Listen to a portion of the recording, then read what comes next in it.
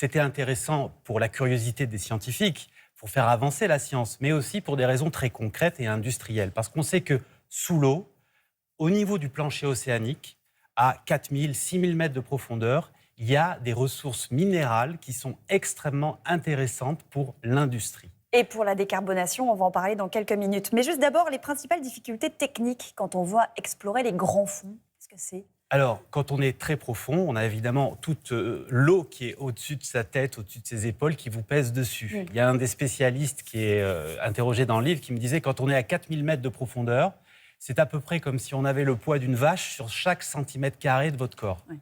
Donc c'est une pression qui est extraordinaire. Il y a eu la catastrophe terrible du Titan il n'y a pas longtemps, qui est là pour le prouver aux yeux du monde. C'est-à-dire que ce submersible qui était expérimental, qui n'avait pas été validé, approuvé par les autorités compétentes, il a tenté d'aller explorer l'épave du Titanic et soumis à une énorme pression. À une énorme pression, et ça l'a fait imploser. C'est dire la dangerosité de ce milieu, qui est effectivement aussi dangereux que l'espace.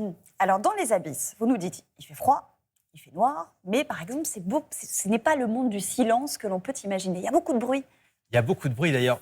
Effectivement, vous dites bien, le monde du silence, c'est une fausse idée. Ça vient du film de Cousteau et de Louis Malle, mais c'est tout le contraire. C'est-à-dire que le seul signal qui circule dans l'eau, c'est le son, au contraire. Donc, il y a plein de bruit dans les grandes profondeurs. Il y a des animaux qui fonctionnent au bruit. Alors, qui sont ces animaux qu'on va retrouver ? Qui peuple les abysses ? Alors, il y a des animaux extraordinaires. Là, je vois qu'on voit un céphalopode, un petit poulpe qui a été surnommé Casper. Voilà, quand on l'a découvert en 2016, parce que certains des spectateurs se souviennent peut-être du Casper de dessin animé. Bien sûr. Le petit fantôme. Voilà, il a exactement la même bouille. Et ce petit céphalopode, il vit à 6000 mètres de profondeur. Il est intéressant parce qu'il incarne la problématique de l'exploitation des abysses. Parce que ce céphalopode, il pond ses œufs sur du manganèse, qui est un métal particulier, que demain, on va peut-être aller labourer, prospecter au fond des océans. Si demain, on prend le manganèse qui est au fond des océans, le petit poulpe en question, il ne peut plus pondre. Donc, sitôt découvert, sitôt en danger.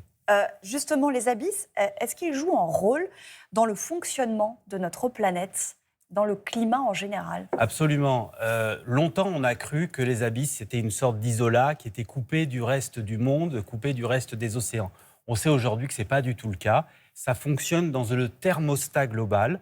Et les eaux qui circulent à la surface de l'océan, dans un mouvement qui pourrait ressembler à celui d'une machine à laver, mais très, très lente, ils vont faire un passage par le fond des océans également pour se refroidir et ils remontent à la surface. Un paquet d'eau, mais 1000 ans à peu près pour passer de la surface au fond des océans et revenir. C'est un espace inviolé, mais est-ce qu'il souffre aujourd'hui de la main de l'homme ? C'est-à-dire qu'est-ce qu'il y a un impact déjà qui se mesure ? Ouais, c'est terrible. C'est complètement contre-intuitif parce que donc, la fosse des Mariannes, le point le plus profond de la planète, 11 km de profondeur, on a trouvé du plastique.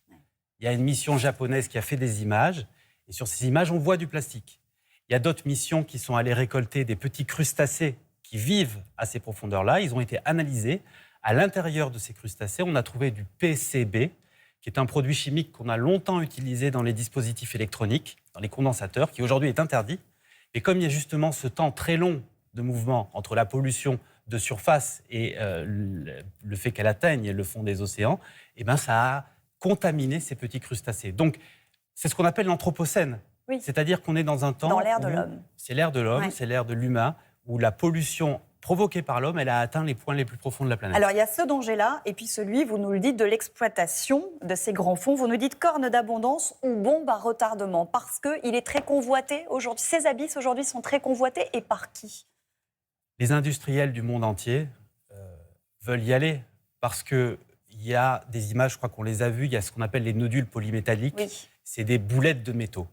C'est des métaux qui sont très intéressants pour les industries classiques. Il y a du cuivre, il y a du nickel, il y a du manganèse. On les voit ici. On appelle ça les métaux stratégiques. Mais il y a aussi les métaux critiques qui sont ceux dont maintenant on a besoin pour le numérique, pour les énergies de transition, parce que ça sert à faire les dispositifs électroniques, ça sert à faire les batteries.